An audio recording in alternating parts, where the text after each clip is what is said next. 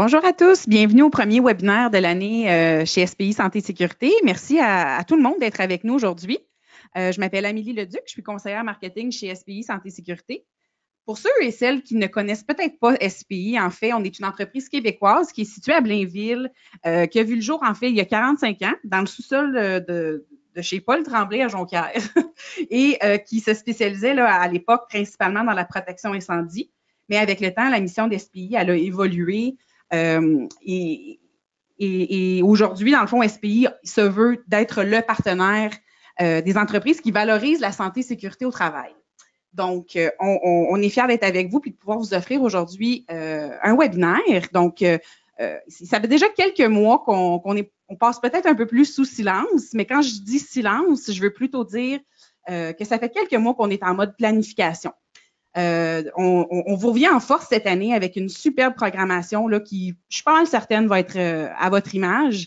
L'an passé, à la fin de chacun des webinaires, autant sur les médias sociaux ou via nos infolettes, on vous a sondé. On vous a posé plusieurs questions afin de savoir un petit peu ce que vous aimiez moins de nos webinaires, mais aussi concernant les sujets que vous vouliez qu'on aborde pour la prochaine année. Donc, toute l'équipe s'est assise, on a regardé ça et on a vraiment considéré chacun de vos commentaires, toujours dans le but de nous améliorer, évidemment, puis d'être à la hauteur de vos attentes. Donc, j'en profite d'ailleurs pour vous dire merci d'avoir répondu en si grand nombre l'an passé à tous nos sondages et à nos questionnements. C'est vraiment une source d'information qui est pour nous super importante. Donc, on vous réserve une belle année à couvrir des divers risques en santé et sécurité avec nos experts, mais aussi avec des experts collaborateurs. Il y a un petit changement cette année. En fait, on a ajouté un membre important dans notre équipe des événements chez SPI, soit celle de Francis Labbé. Donc, Francis est avec nous aujourd'hui. Bonjour. Bonjour. Super contente de débuter cette année en ta compagnie, Francis. Merci. Francis, il travaille chez SPI depuis plusieurs années, 3-4 ans, si je ne me trompe pas. Presque 3 ans. Presque 3 ans. Bon, ouais. Tu vois, je n'étais pas loin. Francis, il était conseiller formateur dans le département des services conseils, mais depuis peu, Francis son poste est devenu, en fait, celui d'un représentant du développement des affaires, mais pour le département des services conseils là, uniquement. Donc, le département des services conseils, c'est vraiment un département avec qui on travaille, on collabore chez SPI pour pouvoir vous offrir ces webinaires-là année après année. Donc, aujourd'hui, on va aborder un sujet qu'on n'a pas nécessairement abordé dans notre série de webinaires dans le passé. Donc, la protection en hauteur avec des garde-corps autoportants. Effectivement, je vous entends me dire, c'est pas vrai, vous avez déjà abordé la protection en hauteur, mais c'est vraiment la première fois qu'on va l'aborder par la présentation de solutions sur mesure comme le garde-corps autoportant. Donc, SPI a développé dans la dernière année un partenariat avec une compagnie québécoise qui s'appelle Delta Prévention et qui se spécialise vraiment dans l'installation d'équipements de sécurité et de prévention de chute. Donc, j'ai le privilège d'être en compagnie de leur expert, donc Dominique Lafrance. Bonjour, Dominique. Bonjour, ça va bien? Très bien, merci. Toi aussi? Oui. Super contente de faire ce premier webinaire en ta compagnie également. Dominique, en fait, ton titre chez Delta, c'est tu es superviseur du service à la clientèle, mais en gros, qu'est-ce que tu fais? C'est ça, un rôle, on va dire, multiple, là, répondre aux questions techniques, donc être un peu un petit expert en la matière de protection anti-chute collective, comme on fait. Là. Donc, je suis là pour répondre aux questions des clients, aider SPI avec le développement de solutions, ce genre de choses-là. OK. Je t'entends dire petit expert. Pour avoir planifié ce webinaire-là avec toi aujourd'hui, je pense que je pourrais catégoriser de grands experts dans la matière. Donc, merci beaucoup d'être avec nous, Dominique. Donc, avant d'entrer dans le vif du sujet, parce que oui, je vais arrêter de parler prochainement, je veux juste vous informer du déroulement et du fonctionnement là, du webinaire de cet après-midi. Donc, la durée totale va être d'environ 50 à 60 minutes avec une période de questions à la fin. Vous avez accès sur votre console une boîte de questions où vous pouvez tout au long du webinaire nous écrire, nous poser vos questions. On dit qu'on a une période de questions à la fin, mais évidemment, si vous avez une question qui vous vient en tête au fur et à mesure, n'hésitez pas, partagez-la nous, pardon. Et on veut que ça devienne interactif malgré le fait que ce soit là, vraiment une conférence virtuelle. Donc, sans plus tarder, Francis, aujourd'hui, en fait, c'est quoi les objectifs du webinaire qu'on veut atteindre? C'est quand même assez simple. Si jamais on regarde à l'écran, mais à vos écrans en ce moment, on peut voir que la première objectif, c'est de démontrer pourquoi les garde-corps autoportants sont la solution idéale pour les risques de chute. Donc, comment qu'on va essayer de prouver ça ou de regarder ça ensemble? Dans les prochaines diapositives, on va regarder la hiérarchie des contrôles, la hiérarchie des risques, tout dépendamment de comment vous voulez l'appeler. Puis, on va essayer de vous démontrer comment les garde-corps, ben, ça devrait être une des solutions qu'on devrait toujours primer quand ça arrive à parler à la protection contre les chutes. Donc, ça, c'est la première objectif. La deuxième objectif, ben, c'est de découvrir les caractéristiques des solutions offertes par le Delta Prévention. Donc, c'est pour ça qu'on a amené notre grand expert avec nous autres, Dominique, pour qui, dans la deuxième partie de la présentation, il va nous présenter les différentes options Delta. Puis, qu'est-ce qui est le fun de Delta, c'est que c'est des options qui peuvent être adaptées à votre réalité aussi, là, à vos toitures aussi. Donc, c'est vraiment du custom build, si on peut, sur pour vos solutions, vos toitures, dans le fond. Super. Okay. Donc, on a un beau programme pour vous aujourd'hui. En fait, tu parles de hiérarchie, Francis. Qu'est-ce que tu veux dire exactement par hiérarchie de la prévention de chute? Tu sais, quand on parle de hiérarchie, des fois, je dis hiérarchie quand j'étais formateur, puis le monde, il connaissait pas trop. Qu'est-ce que tu veux dire par hiérarchie? Tu sais, on pense à une monarchie. Ouais, mais dans le fond, c'est un ordre. Fait que c'est un ordre de bonnes pratiques. Fait en gros, hiérarchie, c'est bon, mais quand j'effectue des travaux en hauteur, ben ça devrait être quoi la première chose qu'il faut que je regarde? Tu sais, j'ai besoin de monter à telle place. Ben, on va regarder comment on se protège à telle place. C'est quoi la meilleure manière de se protéger jusqu'à la manière la moins sécuritaire, mais toujours dans la légalité. Là, tu sais, on parle toujours de légalité là-dedans. Fait qu'on va regarder ça en prochaine diapositive. On va aussi, ben, la hiérarchie, c'est quelque chose aussi qui vous permet de remettre en question nos méthodes de travail. Tu sais, exemple, utiliser un harnais avec une longe de 6 pieds pour faire de la maintenance sur une unité de ventilation qui se retrouve à moins de 2 mètres d'un rebord d'une toiture, c'est-tu la meilleure chose à faire? Je pense que Dominique va me dire que non, c'est pas la meilleure chose à faire. Probablement pas, non. Puis je vous le dis tout de suite, là, je brûle le punch, c'est pas la meilleure chose à faire. Fait qu'on va voir ça dans les prochaines slides avec la hiérarchie des contrôles. C'est quoi les étapes de prévention quand on parle de protection contre les chutes? OK, super, merci. On va débuter, je vais encore dire avant de rentrer dans le vif du sujet, même si on y est rentré, mais on va débuter avec une première question interactive. C'est quoi les types de protection que votre entreprise, elle priorise? Donc, vous avez 4 choix, que ce soit l'élimination du danger à la source, est-ce que c'est les systèmes collectifs quand on parle de garde-corps autoportants? Est-ce qu'on priorise plus les systèmes de limitation de déplacement ou les systèmes d'arrêt de chute? Donc, on va vous donner 30-40 secondes pour y répondre. Vous devez choisir un choix et dans quelques instants, les réponses apparaîtront à l'écran.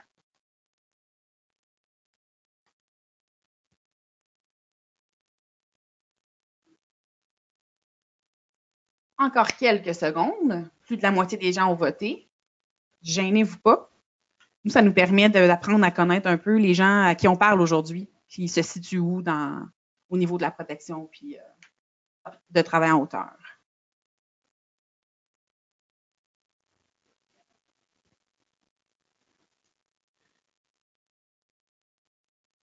Excellent. Donc, on peut voir à l'écran 54 %. Donc, plus de la moitié des gens, l'entreprise priorise l'élimination du danger à la source.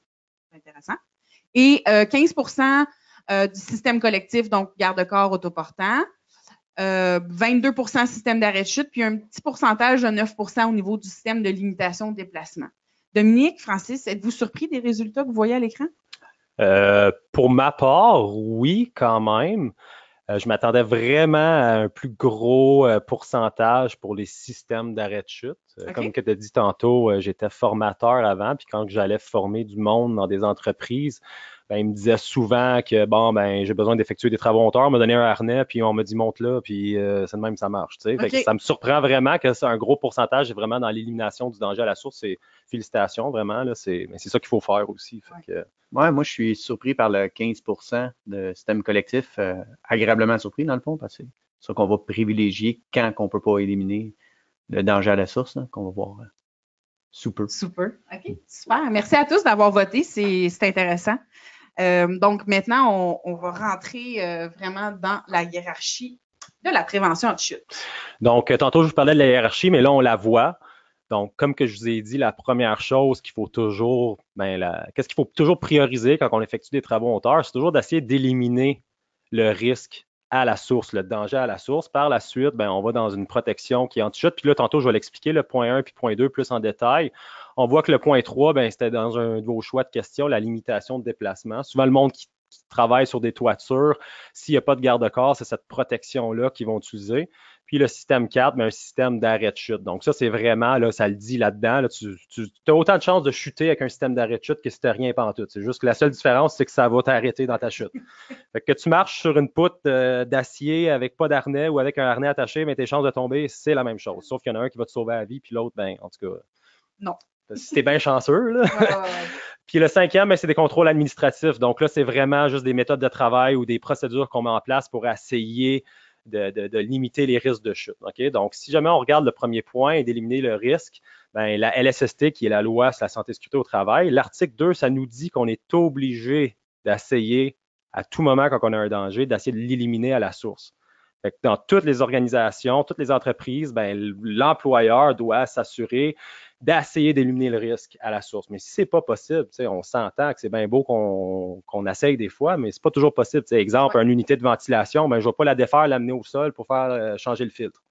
Je vais être obligé de monter pour le changer. Donc, l'élimination du risque à la source, c'est pas quelque chose qui est réaliste pour la maintenance des systèmes de ventilation. Fait que, si on va au deuxième point, ben ça serait quelque chose qui serait possible de juste mettre un garde-corps en entour de notre unité de ventilation, venir la sécuriser pour que notre technicien ou notre employé, quand il fait la maintenance sur l'équipement, ben il soit protégé.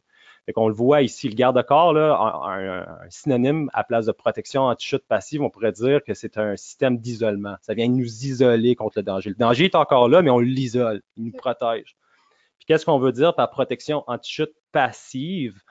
Le passif, qu'est-ce qu'il veut dire? C'est que on n'a pas besoin de se demander comment on va se protéger quand on a un garde-corps. On monte, le garde-corps, il est là, il protège nos travailleurs. On n'a pas besoin de se dire « Ah, c'est-tu une longe de 4 pieds, de 6 pieds que j'ai besoin? J'ai-tu besoin d'une ligne de vie auto-rétractable? Hey, mes équipements, ils ont-tu été recertifiés? » Tu n'as pas besoin de te poser cette question-là avec un garde-corps. Il est posé, puis tu n'as pas besoin de former ton monde. Fait que ça, c'est ce qui est vraiment le fun avec les garde-corps. Tandis que le 3e, 4e point, ben, tu as besoin d'un harnais, tu as besoin de l'équipement. À chaque année, tu as besoin de recertifier tes équipements. Si tu as une chute, ben après la chute, ben tous tes équipements sont plus bons. Il faut tout que tu les remplaces. Oui, il y a des exceptions à la règle, comme les lignes de vie rétractables type 2, type 3, mais règle générale, tu remplaces toutes. T'es blessé. T'as-tu un plan de sauvetage? Parce que quand on parle de protection des chutes, on a 15 minutes à sauver quelqu'un qui vient de chuter pour empêcher le syndrome du harnais qu'on appelle. C'est pas ça le but de la formation, mais je vais pas on va élaborer là-dessus, mais on a 15 minutes. Si tu as un décès, qu'est-ce qui arrive? C'est dramatique. Ou blessé, tes primes de CSST montent. Si tu as quelqu'un qui est blessé, ben, il faut que tu remplaces cette personne-là. Perte de productivité. En tout cas, il y a plein de choses qui découlent du point 3-4, parce que souvent le monde me disait quand j'étais formateur, ben oui, mais on va pas avec le point 2 puisque c'est ça qui coûte le plus cher. Mais quand tu t'assois et tu fais vraiment le coût, c'est vraiment souvent le 3 puis 4 que in the long run, ça peut te coûter bien plus cher que d'avoir posé une section de garde-corps. Puis le garde-corps, c'est beaucoup plus sécuritaire. Comme on disait ce matin en bon québécois, avec le niveau 2, on ne se casse pas le BC. Bon, ben c'est ça. On se le casse pas mal, ouais. Donc, on va y aller avec une autre question interactive parce qu'on se rappelle là, qu'il y a 22% quand même des gens qui ont dit qu'ils priorisaient un système d'arrêt de chute. Donc, pour ceux et celles qui utilisent le système de limitation de déplacement ou d'arrêt de chute, c'est quoi votre principale préoccupation? Est-ce que c'est la formation de vos employés ou votre formation là, à vous-même? Est-ce que c'est d'avoir des plans d'ingénierie pour un système permanent? Est-ce que c'est la maintenance et la conformité des systèmes ou encore, ben, si vous aviez répondu que vous n'utilisiez pas ce genre de système, donc je n'utilise pas ces systèmes. Donc, encore une fois, quelques secondes pour répondre. Vous pouvez répondre plusieurs choix pour celui-là. Vous n'êtes pas obligé de vous limiter à un.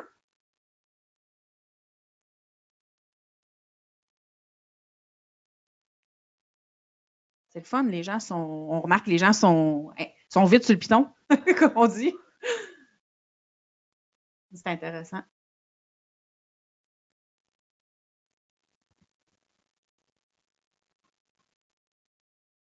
Super. Donc, les résultats s'affichent à votre écran. Donc, 62% la formation des employés, c'est quelque chose que vous dites que c'est vraiment une préoccupation principale.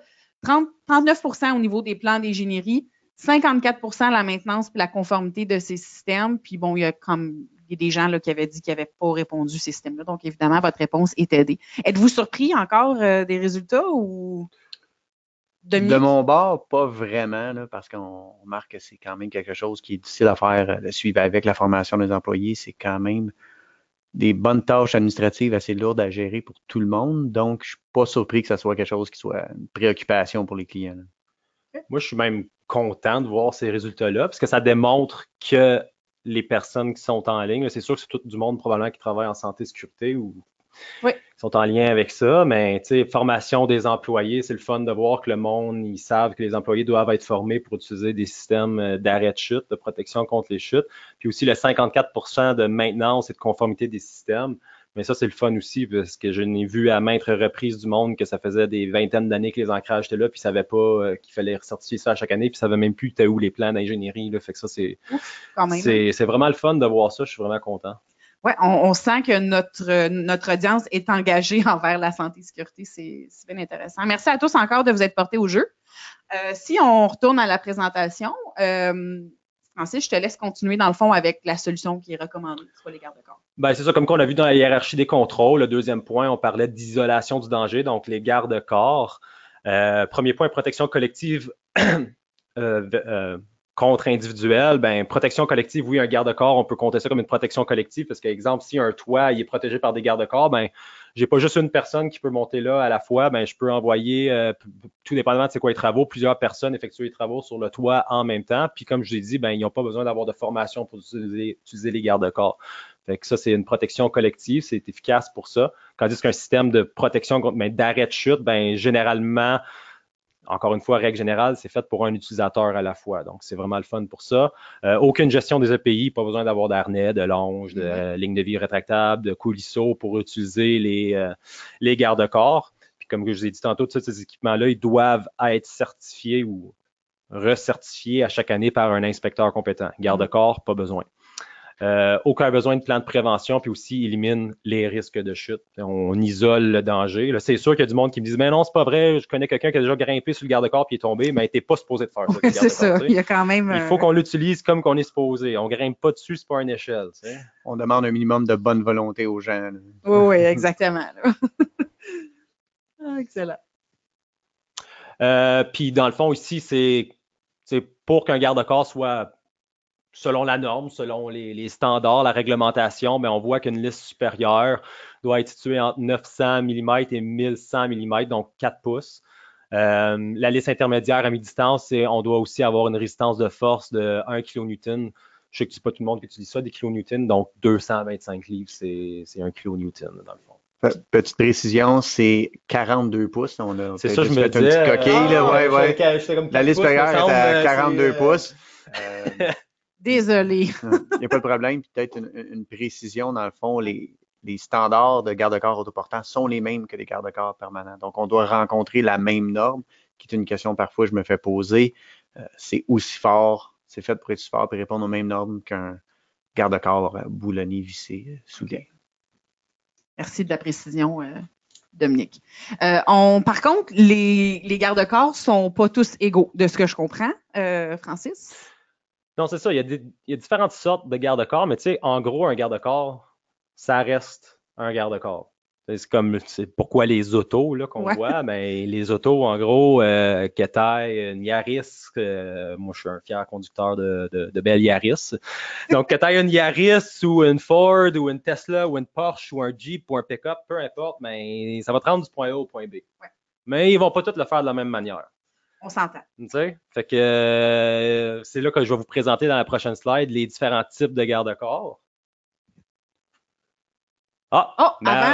Surprise, une autre question. Petite surprise, j'en ai quelques-unes comme ça pour toi, mon Francis. Donc, en fait, on veut savoir, avant de rentrer dans les différences de garde-corps, on veut savoir pour vous, qu'est-ce qui est le plus important? En fait, selon vous, qu'est-ce qui est le plus important dans le choix d'un garde-corps? Est-ce que c'est A, se conformer aux normes en vigueur? Est-ce que c'est B, la facilité d'installation? C, la durabilité? Ou D, l'esthétique du garde-corps? On va vous donner quelques secondes encore pour y répondre. Soyez pas gênés, là. On veut vraiment savoir qu'est-ce qui est le critère le plus important pour vous.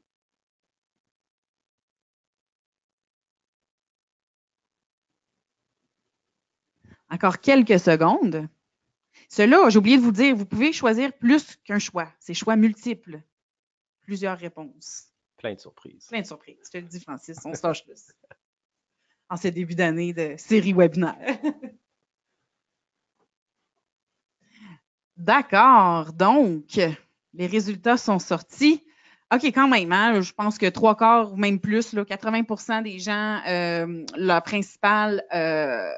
critère le plus important, c'est vraiment de se conformer aux normes en vigueur. Presque la moitié aussi la facilité d'installation. La durabilité, évidemment, je pense que c'est presque d'égal à égal. Et quand même un 4% au niveau de l'esthétique. On s'entend que ce que je comprends de ça, c'est que les gens veulent pas que nécessairement leur bâtisse ait l'air...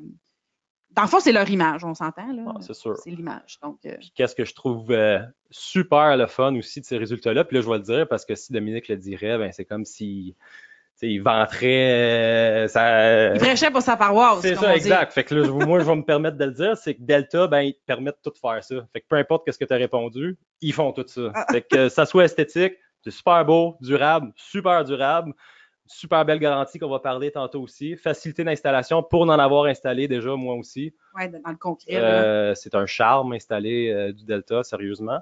Et aussi, ben, il se conforme aux exigences tant canadiennes qu'américaines. Fait que... J'ai rien à ajouter. Merci beaucoup, Francis. Parfait. Tu m'enverras un virement tantôt. Oui, OK, on revient aux moutons ici. Donc, oui, ben là, on voit, Francis, à l'écran, des types de garde-corps. Peux-tu comme nous éclairer peut-être un petit peu par rapport à ça?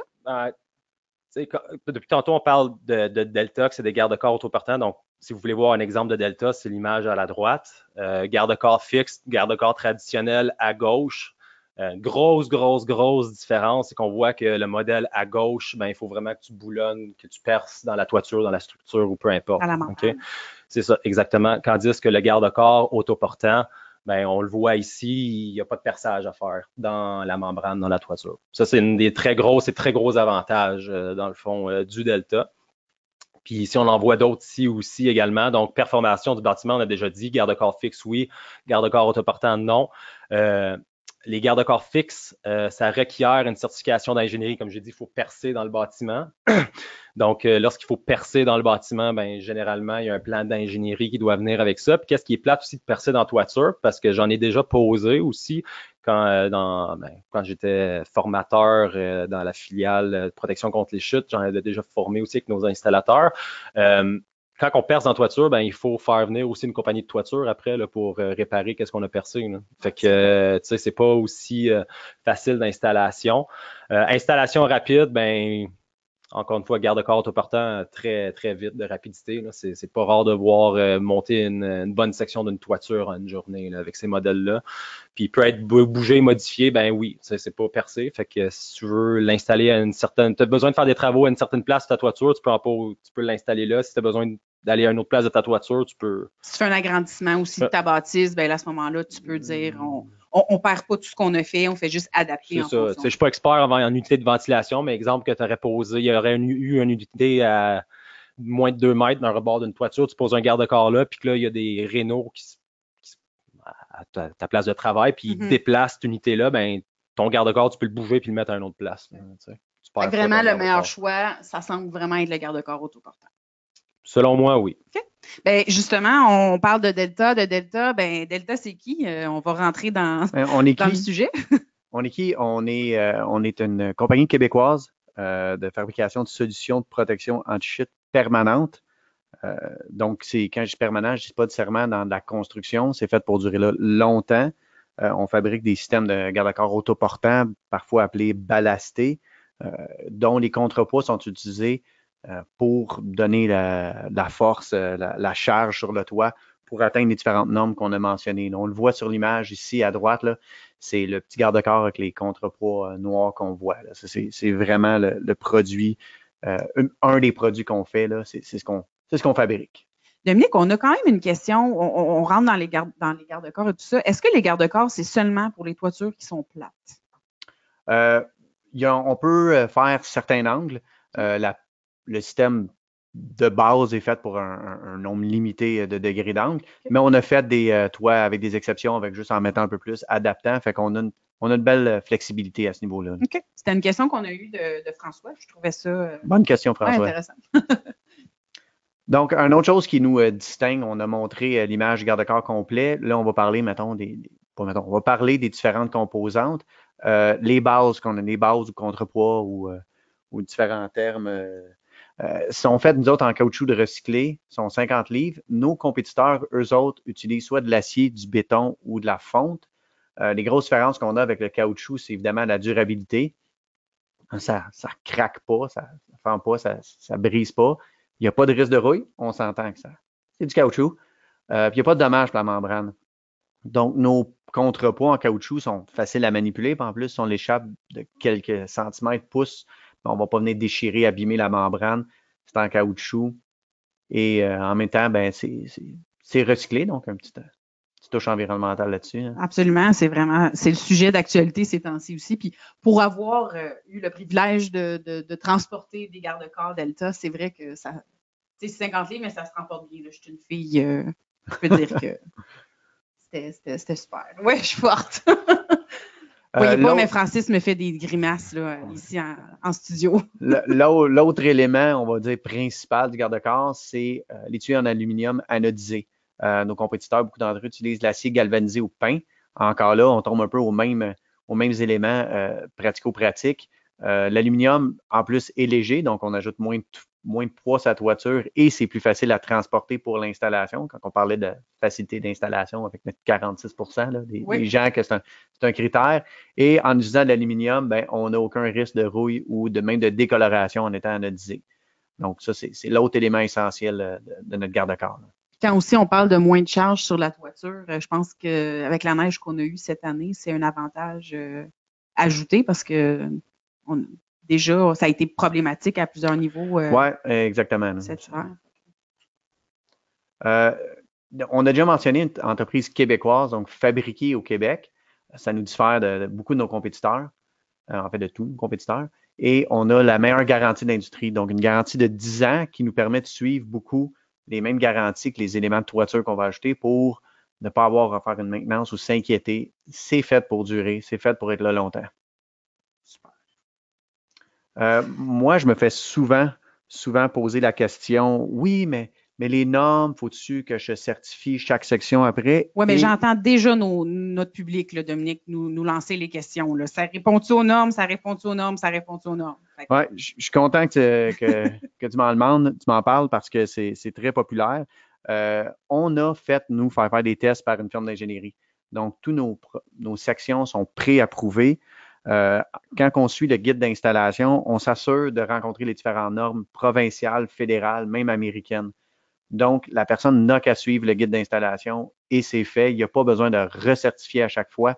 Donc, c'est vraiment une simplicité d'installation et même, on va dire, de configuration. Là. C'est facile à prévoir des produits, à les installer sans trop se casser la tête.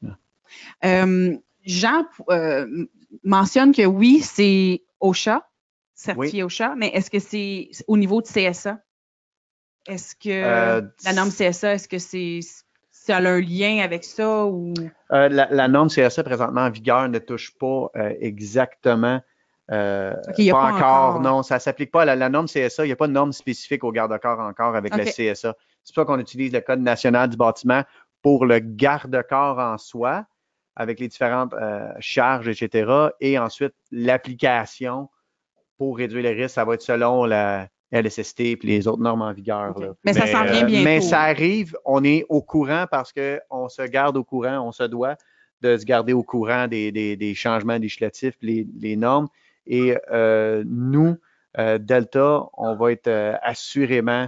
on va rencontrer les standards de CSA, quoi qu'il en soit, quoi qu'il établisse. On suit les normes, puis on est même proactif là, à ce niveau-là. Donc, ça ne s'applique pas pour l'instant, mais quand ça va s'appliquer, on va se faire un plaisir d'ajouter un petit logo CSA quelque part dans nos choses. C'est ça, puis même, tantôt, je parlais à Dominique, puis un des collègues à Dominique, Pierre-Olivier, puis Pierre-Olivier m'avait dit que vous êtes même en train de siéger sur la norme. Donc, une fois qu'elle va être sortie, la norme CSA, mais ils vont déjà... Vous êtes bien placés. Ils vont savoir qu'est-ce qui s'en vient avant qu'elle soit publiée, la norme CSA. Fait que, on essaie de se tenir au courant. Je pense que c'est une façon assez certaine de le faire et d'éviter tout problème, là, mais on n'est pas du tout inquiet avec ça. Comme SPI, l'innovation est importante. On sent aussi la même importance chez Delta. Puis c'est aussi ce qui fait en grosse partie qu'on a développé ce partenariat-là là, au niveau. Une autre petite question de Emmanuel. Est-ce qu'on doit avoir un plan d'ingénierie à ce moment-là? Non, c'est ça la beauté de la parce chose. qu'on a pré-certifié, c'est-à-dire que tous les différentes configurations possibles et en application sur les toits avec nos produits ont été testés avec ces normes-là. Il y a des distances à respecter, plusieurs critères, pas compliqués, mais qu'on a tous testés selon ces critères-là avec la firme d'ingénierie. Fait que même on a un rapport de conformité de fait disponible. Okay. Donc, pas besoin d'en faire un individuellement, mais oui, vous avez accès à un parce qu'il a déjà été fait. Okay. Donc, ce rapport-là, Dominique, si un client, exemple, son inquiétude, c'est la certification du garde-optique, le Delta, ça l'intéresse énormément, mais que lui, aimerait ça avoir une preuve de la certification. Est-ce que c'est possible? On va y montrer la preuve, absolument. On va y envoyer le rapport. On s'entend aussi que le garde-corps en soi, chez SPI, on a des installateurs aussi. Là, on a une équipe. Là, quand on dit partenariat, c'est pas juste si vous décidez d'aller avec cette solution-là, on vous le donne, puis arrangez-vous. Il y a un soutien, il y a un service et tout ça, puis il y a vraiment une garantie de satisfaction et de service après-vente. Super. En 2019, Dominique, on l'a dit tantôt, là, on est pas mal tous sensibilisés à l'environnement. Je pense que dans les dernières semaines, ça a été même très, très d'actualité. Et tant mieux, parce que c'est l'avenir de nos enfants qui est en cause. Mais j'ai cru comprendre, avec ce que tu disais tantôt, que Delta a vraiment pris ça à cœur, prend ça à cœur, puis a fait en sorte que votre produit, vos systèmes... Oui, c'est une valeur importante de l'entreprise, puis on a développé quelque chose qu'on considère d'unique quand on dit la protection anti-chute écollective, qui est évidemment un jeu de mots sur écologique, en mentionnant le recyclage de nos produits, plutôt les produits qui sont recyclés, les matériaux locaux du Québec, l'aluminium, les contrepoids en caoutchouc. Donc, on est vraiment le premier à faire ce mix de valeurs-là, de protection collective et écologique. Et même, on mentionne aussi les produits d'énergie propre parce qu'on sait que l'aluminium, c'est énergivore dans sa fabrication, mais fabriqué au Québec, hydroélectricité. Donc, ça ne vient pas de la Chine, ça ne vient pas partout dans le monde. Puis même la fabrication des produits en soi, on utilise d'énergie propre. Donc, ça rentre bien dans nos valeurs à ce niveau-là. C'est vraiment génial. Bravo pour tout ça. Un autre exemple, pas un exemple dans le fond, une explication un peu quand on parle de recyclage. Chaque contrepoids provient de 3 pneus de camion, là, vraiment des pneus de camion remorque. Donc, c'est un exemple dans un projet qu'on a fait sur 2500 pieds linéaires. On a réussi à utiliser 990 pneus recyclés. Donc, juste sur ce projet-là? Juste sur celui-là. Et puis, comme moi, je suis une math whiz, comme on dit, là, une whiz en maths. Ça veut dire que 990 pneus recyclés juste pour un projet. Si je fais le calcul bien vite, là, c'est quoi? Un petit peu, je vais prendre mon téléphone, je vais calculer ça. 55 10 roues? 18 roues, en fait. 18 roues, oui, pas 18 roues. 55, 18 roues. Ouais, ça en fait des pneus qui auraient été laissés dans un dépotoir à la place.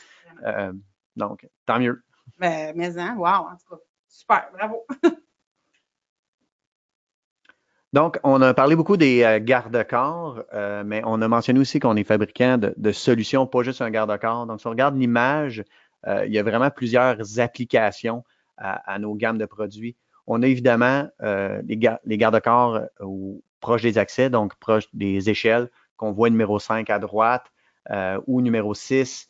On a des lignes d'avertissement qui viennent se joindre à ça au numéro 5. On a également quelque chose qui est très important qu'on voit de plus en plus, les garde-corps pour trappes d'accès. Donc, on sait qu'on a beaucoup d'accès au toit avec des trappes et donc, il faut les sécuriser. Ce sont des risques de chute en soi et on a développé une solution pour ça en plus. Donc, on a vraiment une panoplie de solutions anti-chute pour vos toits. Dominique, dans le fond, il y a une question de Philippe qui dit, tu sais, pour faire l'installation de produits, est-ce que je dois me mettre en danger de chute? Je reviens un peu à l'installation qu'on disait. jamais on va vous dire, ben mettez-vous en danger de chute pour installer un système d'anti-chute. Donc, je ne sais pas, Francis. Non, c'est ça. Ça va vraiment à l'encontre, dans le fond, de la protection contre les chutes, de dire, bon, ben, je pose mon garde-corps pour me protéger, mais là, je vais être à risque de chute. Le temps que je le fais. T'sais. Non. Fait que, tu sais, pour n'en avoir déjà installé des garde-corps, on se met en système de limitation de déplacement. Là. Je sais pas si c'est le même que tu vois ça, toi aussi, Dominique, pour l'installation. Nos partenaires installateurs chez SPI, ils savent quoi faire. Il y a des systèmes qui existent pour l'installation. Mais une fois que c'est là, après, c'est réglé. Mais oui, c'est une bonne question. Puis ça va aller vraiment avec SPI, nos partenaires, pour s'assurer de faire une installation efficace. Et comme Francis dit, ça irait un peu contre les valeurs de SPI et de Delta de mettre en situation de risque pour mettre de quoi d'anti-risque. Donc, non, c'est sûr et certain. Chez SPI, on ne va jamais laisser un installateur, ou même si on va à votre usine, à votre emplacement, on ne va jamais vous laisser travailler dans l'insécurité, si on veut. Là. On va toujours s'assurer que vous avez l'équipement, quitte à vous fournir la formation pour le faire ou vous fournir le personnel. Puis tant qu'à parler de garde-corps autoportant, on peut aussi parler d'ancrage autoportante aussi. Fait que ça existe des points d'ancrage qui sont mobiles également. Fait que nous autres, c'est ça qu'on utilise pour l'installation. Tout est pensé. Pour l'installation. Mais il faut vraiment spécifier sur le point qu'il ne faut jamais se mettre à risque. Que ce soit pour un garde-corps ou un ancrage temporaire, sur le terrain, ils appellent ça les lignes rouges ou la sling jaune. Là. Souvent, sont rouges ou jaunes, les ancrages temporaires, là, mais il ne faut pas que tu te mettes à risque dans le temps d'installer ton ancrage temporaire pour pouvoir te sécuriser dessus. Si vous pensez être à risque, faites-les analyser avant. On va être là pour vous venir en créer une procédure de travail aussi pour, telle situation. Ben, on a une procédure de travail qui nous explique comment installer tel ancrage ou le garde-corps ou peu importe. Excellente question, par exemple. Super. Merci. Il y a beaucoup de questions qui rentrent. On va continuer la présentation, puis on va voir à répondre. Peut-être que les réponses vont venir, puis sinon, soyez sans crainte qu'on va y répondre avec le temps ou à la fin, ou encore de façon individuelle par la suite. Donc, petite présentation un peu des applications pour les solutions pour toutes les situations. On a une situation très typique ici de garde-corps qu'on va installer autour d'une grande unité de ventilation pour en faire la maintenance. On voit même sur le bout de l'image à gauche qui est connecté, on voit un petit câble jaune ici. On connecte ça avec une ligne d'avertissement. C'est un client qui ensuite a fait vraiment un corridor d'accès pour continuer, mais ça, c'est vraiment une application des plus classiques. Encore là, un autre modèle de garde-corps, mais qui utilise les mêmes composantes Delta. C'est juste pour une plus petite unité de ventilation, donc on va juste adapter le système. Donc, on s'essaie vraiment de s'adapter selon vos besoins individuels, vos limitations d'espace sur le toit, etc.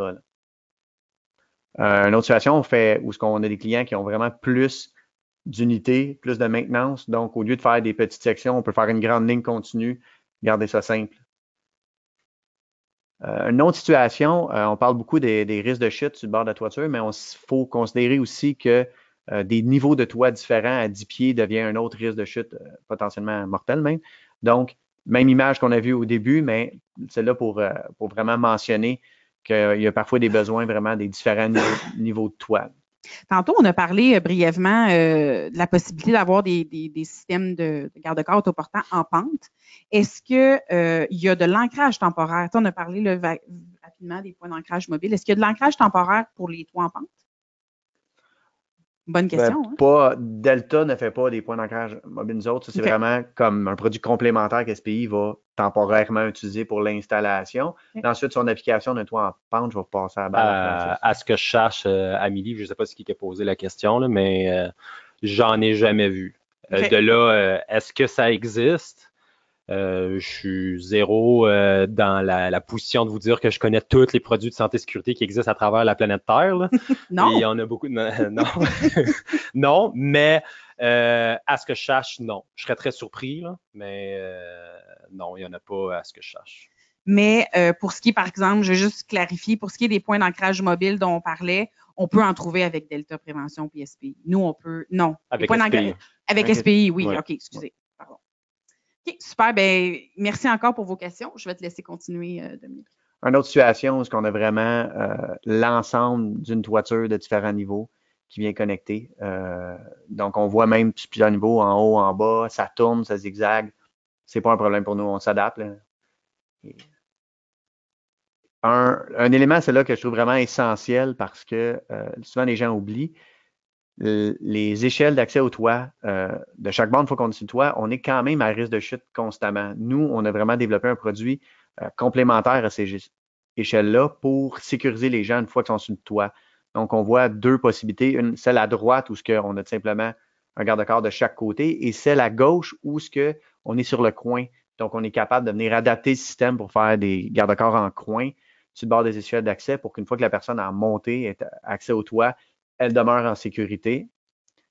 Sur la prochaine photo, on voit ce que ça donne une fois monté sur le toit et on a vraiment développé le système spécifiquement pour laisser assez de place à la personne en embarquant sur le toit plutôt d'avoir d'espace circuler confortablement.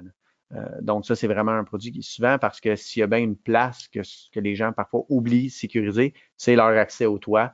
Et il y a beaucoup de monde qui ont des accès à leur toit. Il y en a des échelles. L'autre élément qu'on a discuté rapidement tantôt dans la photo, ce qu'on voyait plusieurs systèmes, c'est les trappes d'accès au toit. Beaucoup de gens ont des trappes et il faut les sécuriser. Donc, il y a l'accès à la trappe et une fois que la trappe est ouverte, c'est un risque de chute. Donc, nous, on a développé un garde-corps spécifique. Puis, étant donné la forme des trappes, on est capable de les fixer à la trappe avec un système de serre qui permet encore une fois d'être dans la même valeur ajoutée pas de perforation à la membrane. Ça se tient tout seul et ça répond aux besoins facilement pour toutes les trappes. Là. On est capable d'adapter notre système à différentes formes de trappes, la sortie, toujours avec le petit portillon pour contrôler l'accès en même temps. Donc, c'est un produit encore là souple selon les dimensions. Un autre élément de risque de chute qu'il ne faut pas négliger, c'est les lanterneaux au puits de lumière qui sont un risque de chute. Donc, on se doit de les protéger et on peut facilement le faire avec des garde-corps Delta. On peut le faire avec les systèmes de contrepoids comme sur la photo ou avec le même système de serrage qu'on a vu, ces photos de trappe de toit. Tout dépend de la forme, la dimension du lanterneau, mais on est là pour vous aider, XPI, pour trouver la meilleure des solutions dans chaque circonstance. Absolument. Puis je veux juste réitérer parce qu'on repose la question, le service d'installation, c'est SPI qui offre le service d'installation des garde-corps. Oui. Différents formats de puits de lumière, encore une fois. On est assez d'un puits de lumière en autoportant avec les contrepoids. On peut faire un puits de lumière de 3 pieds par 3 pieds, que 30 pieds par 30 pieds. On va venir vous le sécuriser. Ce n'est pas un problème. Quand ils sont plus petits, on a la possibilité de le mettre en serrage. On veut vous poser une autre question interactive. On veut savoir, on a vu plusieurs situations, là, comme Dominique vient d'en parler. On veut savoir laquelle de ces situations est-ce que vous retrouvez sur votre bâtiment. Est-ce que c'est au niveau de l'échelle d'accès, la trappe d'accès, les puits de lumière ou une unité CVAC? Ventilation. Ventilation. On vous laisse quelques secondes. Et vous pouvez répondre là, plus d'une réponse.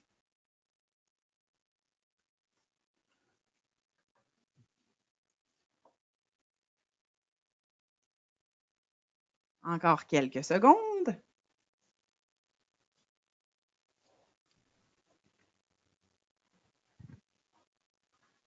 Super. OK. Donc, les résultats vont s'afficher à votre écran. Donc, OK, plus de 80% ont des échelles d'accès, plus de la moitié trappes d'accès. Quelques personnes ont des puits de lumière, puis plus que la moitié des unités de ventilation. Ça ressemble vraiment à ce qu'on voit chez Delta. Là. Donc, quand je dis que les échelles d'accès, ça en est un gros. Là. On voit que la grande majorité des gens en ont. Et je serais prêt à gager qu'il y en a un fort pourcentage là-dedans qui n'ont pas nécessairement de garde-corps ou de système de protection dans le shit de chaque côté. Là. Intéressant. Merci à tout le monde de s'être encore porté au jeu. Donc, quand on mentionne encore une fois, on le voyait plus tard, l'ensemble des solutions et non juste le garde-corps, même si c'est le noyau, on a des lignes d'avertissement qui utilisent le même système de contrepoids, de poteau.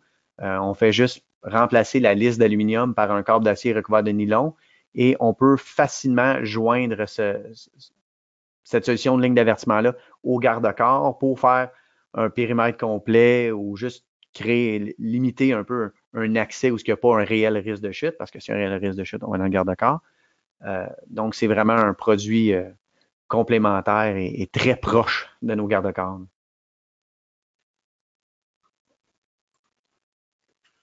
On voit justement ici un exemple très, très typique d'utilisation de nos produits. On a une échelle d'accès à gauche où ce qu'on va mettre un garde-corps. Puis on l'a mis en installation alternative. Donc, plutôt que de le mettre sur la largeur, étant donné qu'on va aller accéder ailleurs sur le toit, on le met sur la longueur. Ensuite, à partir de là, puisqu'on est à 10 pieds, on peut facilement le connecter à une ligne d'avertissement qui va lui-même se connecter à du garde-corps où il doit avoir des travaux. On voit ici une image, c'est des unités de ventilation.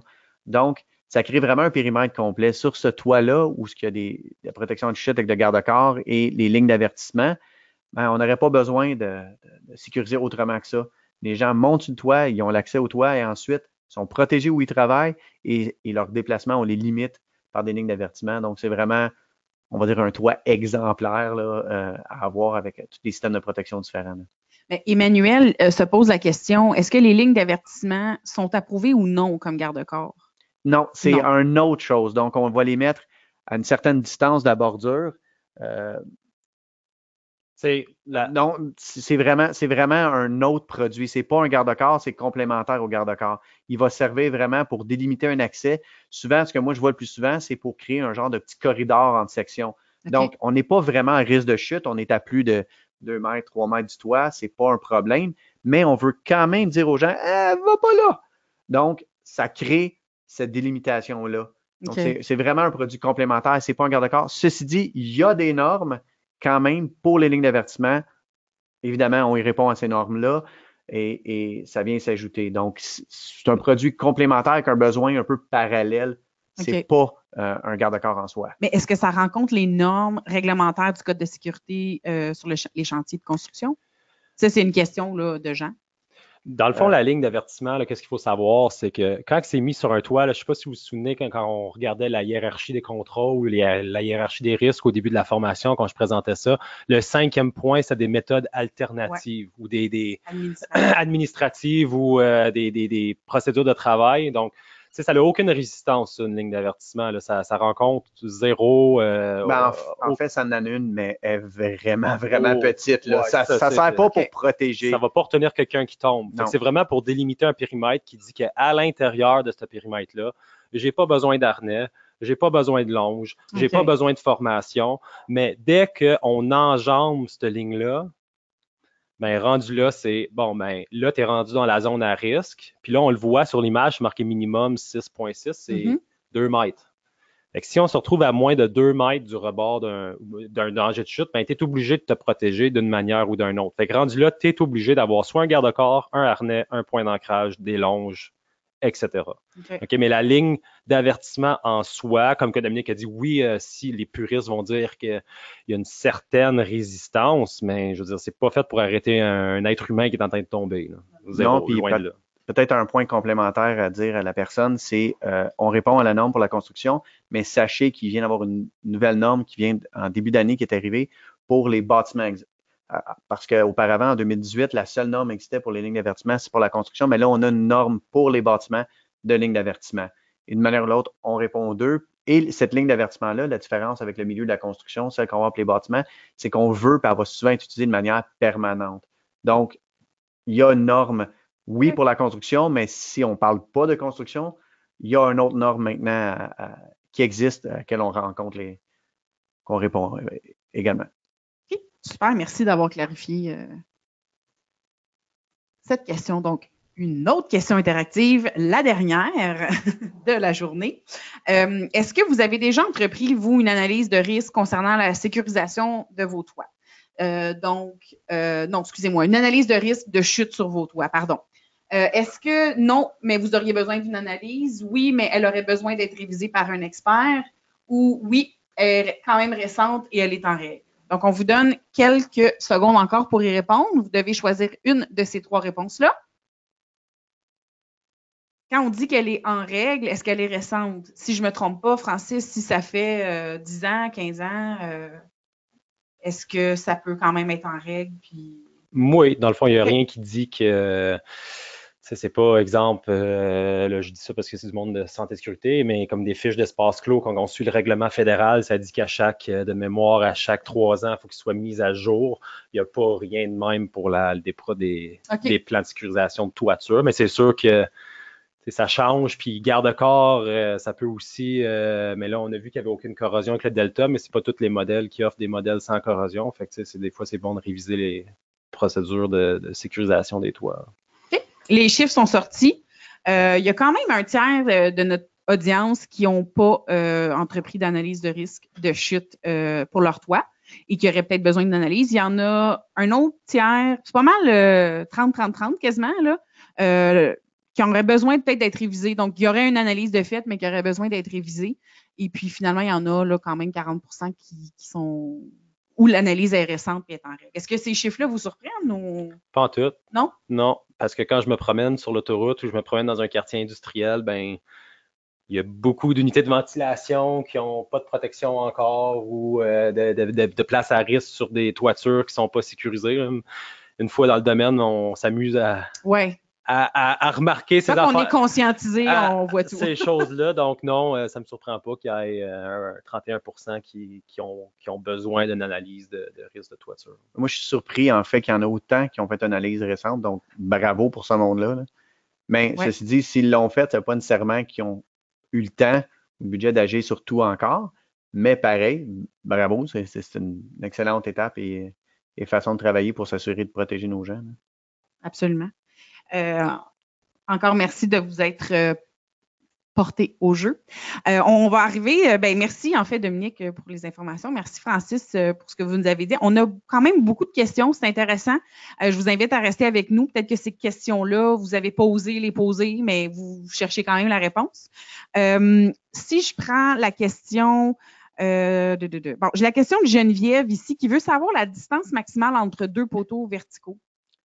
Ça va vraiment dépendre de la configuration. C'est là que nos tests d'ingénierie vont porter. On a deux systèmes. On a pu voir où il y a deux bases superposées avec le poteau vertical qui sort. Celui-là, la distance maximale est à 10 pieds, tandis que l'autre système qu'on voyait avec la patte, que je vais appeler pour le vulgariser un peu, la distance est différente. Ceci dit, tout est bien détaillé dans le guide d'installation. Donc, avec le rapport conformité, le guide d'installation, la personne va suivre et nous, quand on travaille avec SPI, peu importe quel projet qu'on travaille, on s'assure toujours de prévoir la bonne quantité de matériel et d'avoir la bonne quantité de poteaux pour les distances. Donc, tout est précalculé.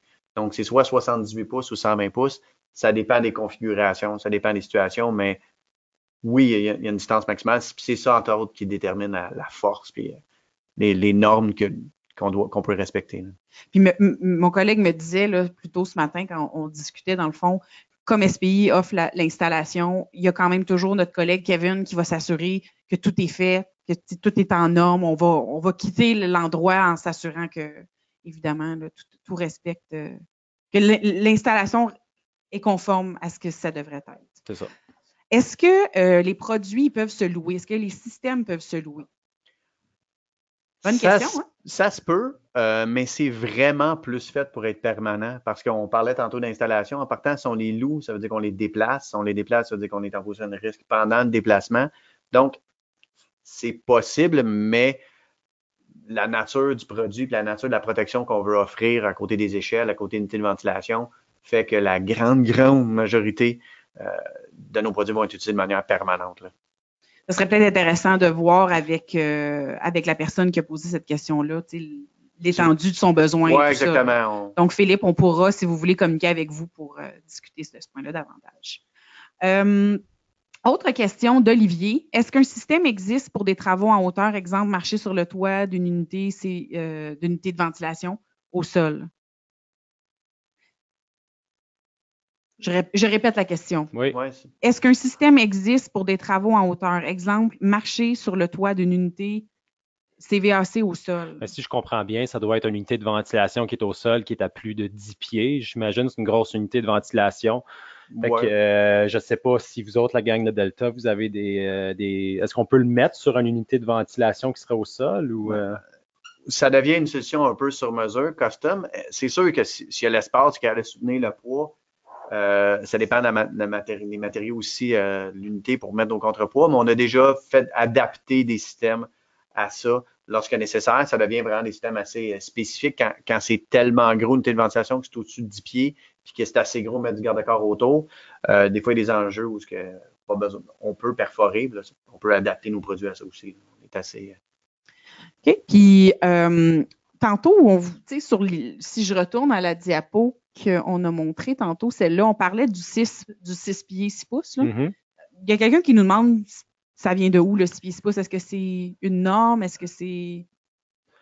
C'est de mémoire, c'est dans la réglementation sur la santé et sécurité au travail, le RSST. OK. Ouais, sinon, c'est dans une norme CSA, mais les normes, c'est, souvent le monde va me dire des normes, c'est pas obligatoire de les suivre, mais toutes les normes pratiquement de protection contre les chutes sont citées dans le RSST, donc ils deviennent une obligation légale de le suivre.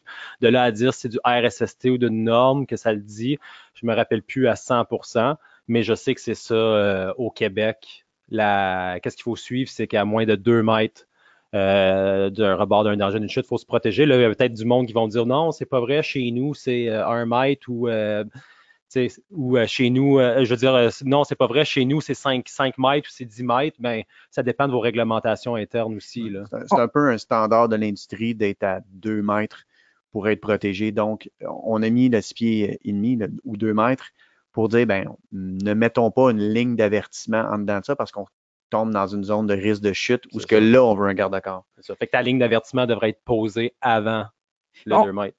On me confirme aussi, là, j'ai 2 personnes qui confirment que dans le RSST, la ligne d'avertissement est nouvellement inclue au RSST. Bon. Donc, super. Merci. J'avais une question au niveau, on a parlé de déneigement tantôt. Les lignes d'avertissement, est-ce que les lignes d'avertissement sont idéales pour les déneigements à condition de rester à plus de 6 pieds du bord? En fait, nous, on a vraiment une configuration spécifique pour les chutes à neige. Ce qu'on va faire, la majorité du temps, on va mettre un système de garde-corps où ce qui va avoir vraiment la chute à neige, on va s'assurer que le garde-corps fasse une forme de C qui vienne connecter à des lignes d'avertissement qu'ensuite on va élargir pour vraiment créer comme un corridor pour lequel on va orienter la neige et ensuite la chute en soi, on va la mettre en garde-corps. On a même des exemples sur notre site web. On l'a fait souvent, là, des chutes à neige de garde-corps Delta. Là. C'est une application très commune. On va utiliser le garde-corps. On peut la combiner avec la ligne d'avertissement dépendant du besoin sur une toile. OK, super. Il y a beaucoup de questions. J'essaie de pouvoir... Ceux qui ne vont pas avoir la chance de poser leurs questions, peux-tu les avoir par courriel? Ah oui, ça, c'est certain. Soyez sans crainte. Il y a peut-être quelque chose spécifique sur cette image-là où on est. Où est-ce qu'il y a l'échelle? Il y a comme 10 pieds. Oui. Versus où il y a la ventilation, il y a 6 pieds. Dans le fond, c'est parce que le système qu'on met à côté des échelles d'accès, il prend 10 pieds d'espace. Il faut avoir juste suffisamment d'espace pour mettre assez de contrepoids puis un garde-corps suffisamment grand. Là. C'est juste le besoin. On ne peut pas faire un tout petit garde-corps. On n'aura pas l'espace pour mettre des contrepoids. Question d'adhérence aussi, de physique rendu là. C'est juste que le système mesure 10 pieds. Donc, par défaut, je pourrais le faire un L, un crochet, puis le mettre moins loin de la bordure du toit, mais c'est juste une application, on va dire, commune et simple là, de notre garde-corps pour échelle d'accès. Rendu là, on est vraiment dans le sur-mesure de toute façon. Oui, mais tu sais, c'est pas obligé d'être à 10. On peut faire un petit crochet avec ou quoi que ce soit. Là, c'est juste ça. C'est un classique. Super. Pour ce qui est des autres questions, on va y répondre de façon individuelle par courriel par la suite. On a parlé un peu au courant de la présentation qu'on pouvait vous assister au niveau de l'installation si vous aviez besoin de formation en protection chute. En fait, Francis, ça découle de ton... Bien, c'est ça, mon rôle, dans le fond, représentant développement des affaires côté service chez SPI. Ben moi, je touche à tout ce qui est pas de l'équipement. Fait que c'est tout de l'intangible, si on veut. Donc, autant du côté SPI, c'est pas juste du garde-corps puis de l'installation de garde-corps, c'est beaucoup d'autres choses aussi. Donc, on a des experts en cadenassage, autant côté formation que côté expertise. Donc, monter des fiches de cadenassage, des programmes de cadenassage, former un comité à l'interne qui va gérer le cadenassage si vous voulez faire vos fiches à l'interne. Donc, on a du clé en main pour le cadenassage, protection contre les chutes, même chose, des programmes de protection contre les chutes, la formation de sauvetage en hauteur, sécurité électrique, on fait aussi beaucoup de travaux là-dedans, l'étude de arc flash principalement aussi. Espace clos, ça ressemble comme le cadenassage, donc on fait aussi de l'expertise, de la formation. On a un simulateur, je ne sais pas si vous avez déjà eu la chance de voir notre simulateur, mais on a un simulateur qui nous permet de faire des exercices pratiques en espace clos. Donc, protection respiratoire aussi également. Donc, c'est tous des champs qu'on travaille chez SPI puis qu'on peut vous assister si vous avez des questions. On peut aussi aller faire l'analyse, un audit sur place pour voir les besoins. On touche aussi la SST aussi en général, faire des audits en milieu de travail aussi également. Super. Un gros merci. Encore merci, Dominique, pour votre temps, la présentation, l'information. Francis aussi, vraiment très pertinent. Beaucoup de questions, beaucoup de participants. C'est vraiment super. J'invite tout le monde à répondre à notre sondage. Ça va prendre quelques secondes. J'en ai parlé au début, mais c'est vraiment important d'avoir vos commentaires. Aussi, je vous invite à vous abonner à notre infolettre, recevoir tous les détails sur les prochains événements, aussi les webinaires. Et évidemment, sur notre page web, on a des blogs, on a de l'information complémentaire, les réseaux sociaux. On est là pour vous soutenir. Comme je l'ai dit, on veut être le partenaire en santé et sécurité pour des entreprises comme les vôtres qui valorisent la santé et sécurité. Donc, sur ce, je vous souhaite une très belle journée et puis on se revoit alors d'un prochain webinaire. La semaine prochaine, on en a un le 10 avril sur l'espace clos. Donc, au plaisir de vous voir là-bas. Au nom d'SPI, Delta Prévention, bonne journée, soyez prudents.